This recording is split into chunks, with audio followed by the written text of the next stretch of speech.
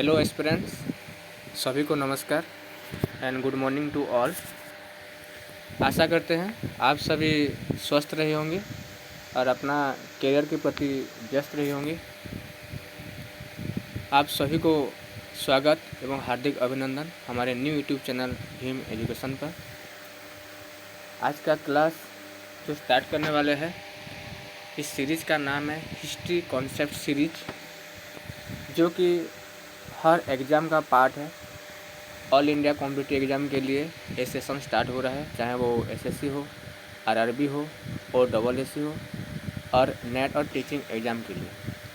हम इससे बात करने वाले हैं, पहले मेडवाल इंडिया से शुरुआत करने वाले हैं और उसके बारे में हम चर्चा करेंगे कुछ समय के बाद। आशा करते हैं आप सभी ये वीडियो को लाइक कीजिए और जितना होगा अपने फ्रेंड सर्किल से शेयर कीजिए। तो चलिए, without waste your time, now let's start. हम आज बात करने वाले हैं मध्यकालीन भारत के फॉरेन इन्वेजन पर। इतिहासकारों का ऐसा माना जाता है अरब इन्वेजन ऑफ इंडिया हमारे भारत पर पहले टाइम अरब ने ही किया था। भारत में अरब का प्रथम आगमन मालवार तट के व्यापारी के रूप में हुआ करते थे।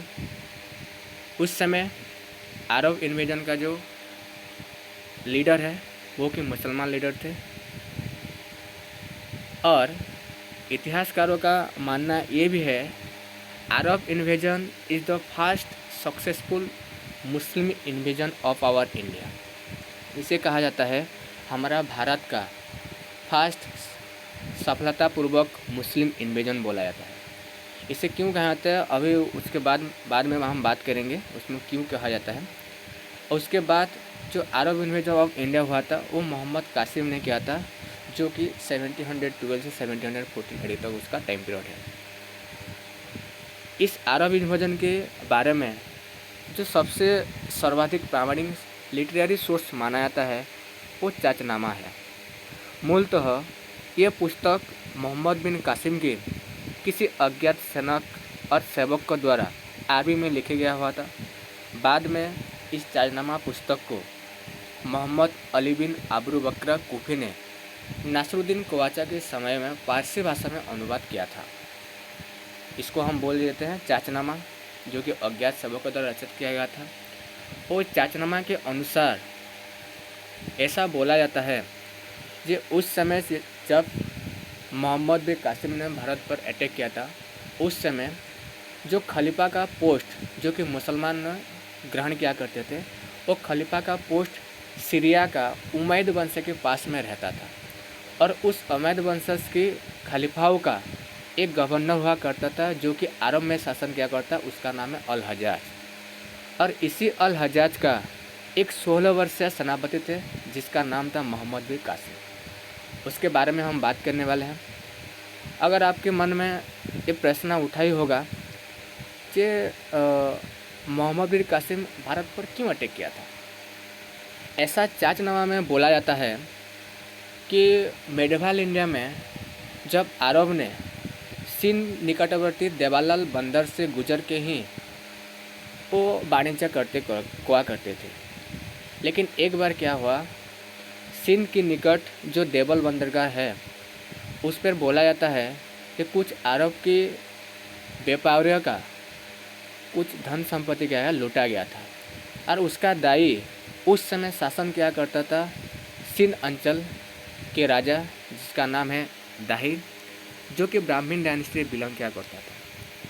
तो इस लूटपाट की खबर अल हजाज ने सीरिया का उमैद वंश के खलीफा के पास भेजा था और उसके अनुसार अल हजाज ने क्या किया था, दाहिर को एक संदेश भेजा था कि जो लूटपाट किया है उसका भरपाई दो।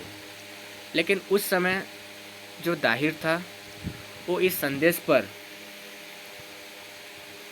कुछ इन्फॉर्मेशन नहीं दिया मोहम्मद बिन कासिम को, इसलिए उसका 16 वर्षीय सेनापति जो कि मोहम्मद बिन कासिम 712 एडी में वो भारत की सिंध पर आक्रमण किया करते थे। आक्रमण के बाद 20 जून 1712 के दिन मोहम्मद बिन कासिम के नेतृत्व में अरब सेना ने दाहिर को परास्त किया था, जो कि रावर का युद्ध हुआ था, और रावर के युद्ध में दाहिर को उसने मार डाला था।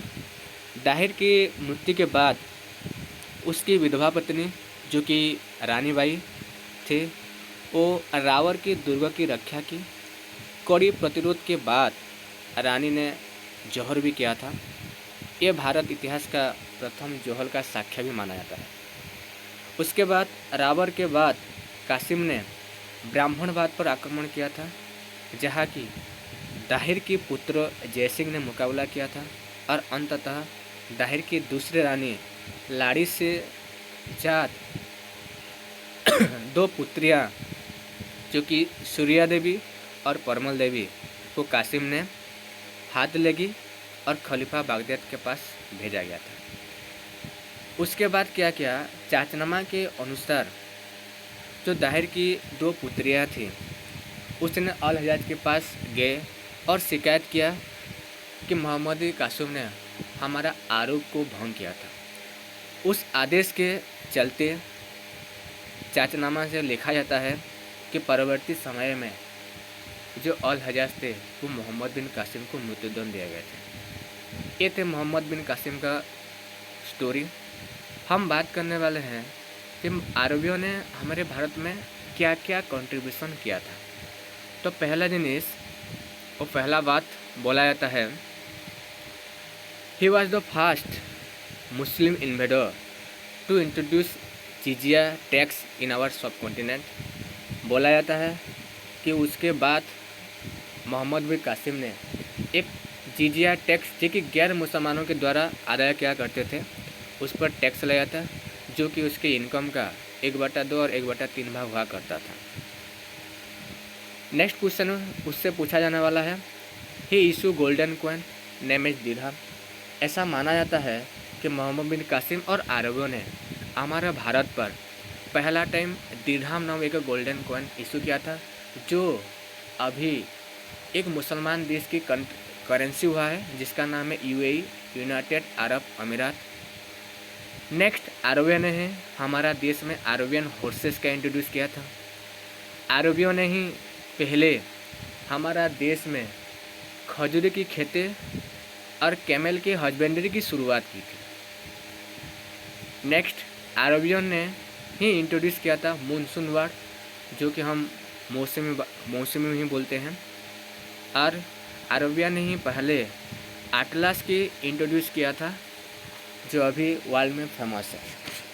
उसके बाद अरबिया ने ही सिंधु के नदी के तट पर महफूजा नामक एक नगरी की भी स्थापना किया था, जो कि फेमस था।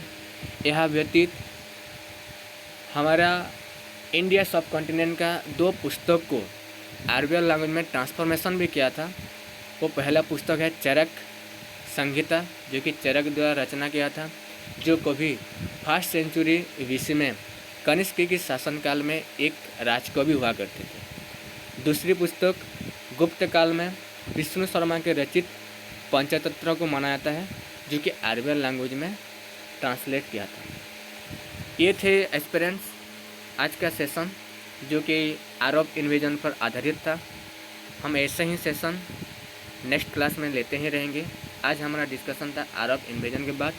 हम नेक्स्ट क्लास में डिस्कशन करेंगे तुर्किश इन्वेजन के बारे में। तो चलिए, सभी को थैंक यू।